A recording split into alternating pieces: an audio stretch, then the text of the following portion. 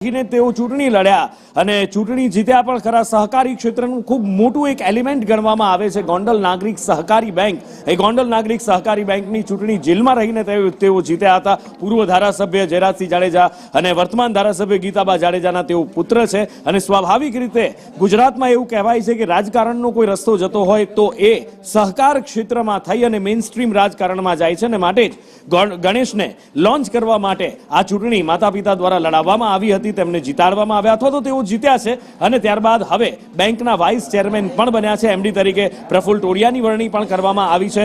સૌરાષ્ટ્રના રાજકારણની અંદર એક મોટો અધ્યાય લખાતો હોય એવું દેખાઈ રહ્યું છે, જેમાં હવે ગણેશ જાડેજા, ગણેશ ગોંડલ તરીકે તેઓ ઓળખાય છે, એમના પણ પગરણ મંડાયા છે।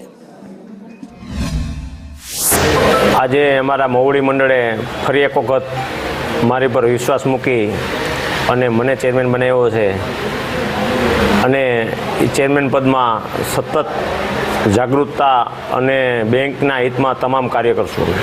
અશોકભાઈ, આગામી સમયમાં બેંકના વિકાસના કયા એવા કામો કરવાના?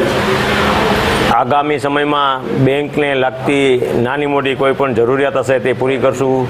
અમારું એક સ્વપ્ન છે કે સારી જગ્યાએ અમારું એક બેંકનું બિલ્ડિંગ બને અને જેટલી સુવિધા ઉપલબ્ધ થશે એટલી તમામ અમારા ડિરેક્ટર સાથે મળી અને અમે સુવિધા ઉપલબ્ધ કરશું। અશોકભાઈ, આજે કયા હોદ્દાની વરણી કરવામાં? આજે ચેરમેન, વાઇસ ચેરમેન અને એમડીની વરણી થઈ છે।